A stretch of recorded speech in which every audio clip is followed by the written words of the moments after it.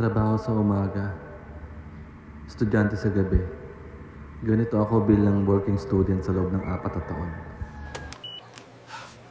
Ay, nakakapagod. Pero kailangan ko pang pumasok ng eskwelahan. Inaantok na ako, pero kailangan ko pa rin pumasok. Hindi ako pwedeng umabsent sa school. Kailangan kong sipagan para kapag nakapagtapos na ako ng pag-aaral, magkakaroon na rin ako ng magandang trabaho at makakatulong na ako sa aking mga magulang.